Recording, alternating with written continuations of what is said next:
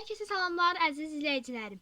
Bugün sizinlə Güvən 7-ci sinif 2025 sizinlə səhifə 48-ci səhifədə olan mətni oxuyub suallarına cavablandıracağıq. Gəlin indidən başlayaq.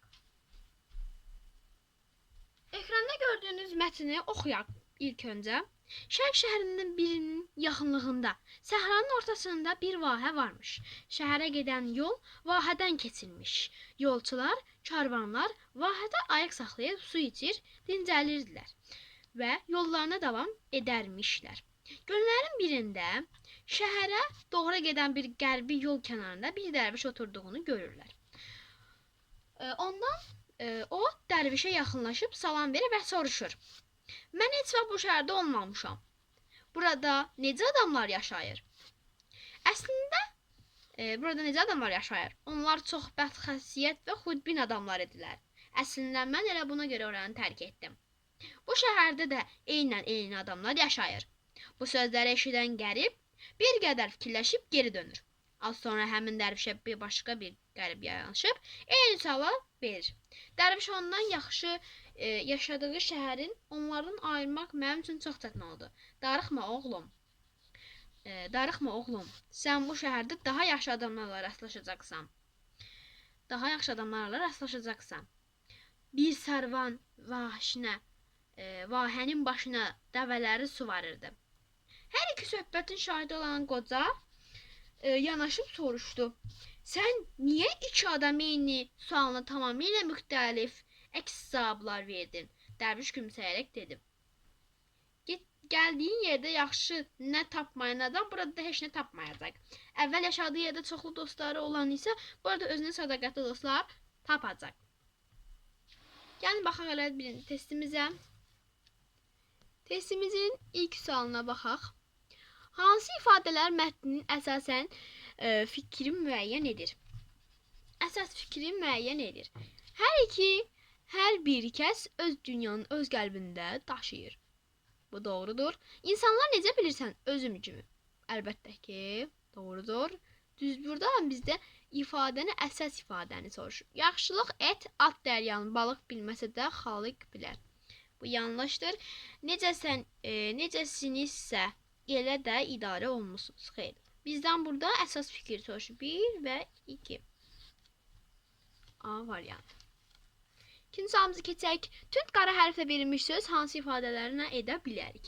Tünd qara hərflə dincələr. Burada dincələr sözünü görürük.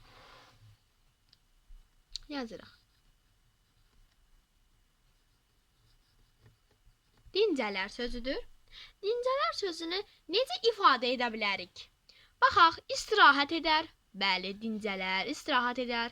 Nəfəsini dərər. Yəni, dincələr. O da dincələrdir. Yəni, nəfəsini dərər. Gecələyər, xeyr. Gecələyər qalmaq deməkdir. Ona görə bu olmayacaq. Yatar, xeyr. Bu da olmayacaq. Gecələrlə yatar eyni məna verir deyə. Bizdən tünd qara dincələr sözünün mənası soruşur. 1-2 cavabımız A variantı. Üçüncü sualımıza baxırıq. Deyir ki, mətnin hansı sual? Cavab yoxdur. Dərvişin fərqli cavab verməyin səbəbi nə idi? Var idi. Yolçular vahədə hansı məqsədlə ayaq saxlayırdılar? Var idi. Sual verən şəxslər arasında hansı fərq vardı? Biri pisləyirdi, biri yaxşılayırdı. Dərviş sual verən birinci yolçu hansı şəhərdən gəlirdi? Bu məlumat yox idi deyə bizə nə hansı suala cavab yoxdur soruşur deyə cavabımız, yəni dərvişə sual verən birinci yolçu hansı şəhərdən gəlirdi deyə sualımız yox idi. Baxaq dördüncü sualımıza. Hansı nöqtələrin yerinə yazmaqla mətni genişləndirmək olar? Gəlin baxaq əvvəlki mətnimizə. Deyirdi ki, burada dərviş gülümsəyərək dedi. Nə dedi? Onların hər bir yaşadığı yerdəki insanların özlərini necədirsə o şəkildə bilib. Ağaclar bar verəndə başını aşağı əyər. Bu cavabımız yanlışdır. Yəni nöqtələri kişi niyə gülümsəyir ki, ağac başını aşağı əyir? Bu heç uyğun gəlmir. Yaxşı və pisi hər yerdə seçib ona uyğun hərəkət etmək lazımdır. Bu da heç uyğun gəlmir. Sadəcə orada sual vermişdir, sualını cavablandırmışlar. Doğrudan da insan yer üzündə əşrəflidir. Əşrəflidir, xeyr. Cavabımız elə A variantıdır. Onların hər biri yaşadığı yerdəki insanların özlərini necəsə o şəkildə də bilib. Son sualımıza baxaq. Mətndə mətnə ad verib. Mətnə ad verək. Dərviş ola bilməz. Yaxşılıq da ola bilməz. Çünki yaxşılıq eləmir. Kişi sadəcə ona məsləhət verir, nəsihət verir. Xeyr. Vahə olmaz. Mən dediyim kimi, yaxşılıq yox, nəsihət verir kişi ona. Cavab elə C variantıdır. Deməli, bizim mətnimizin adı nəsihət. Bizim nağılımızın adı nəsihətdir və bugünkü test bağlı biz bugün 5 sual işlədik. Gələn dəfə isə sizinlə feilin təsriflənməyən formaları haqqında danışacağam. Keçən dəfə isə sizinlə köhnə tilovun sirrini mətnini işləmişdik.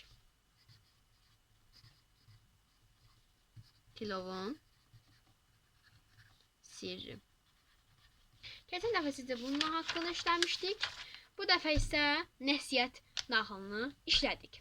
Dostlar, kanalıma abunə olub like atmağı unutmayın. Gələn dəfə isə maraqlı qaydalar və maraqlı testlər işləyəcəyik. Sağ olun, salamat qalın. Kanalıma abunə olub like atmağı unutmayın. Sağ olun əziz izləyicilər.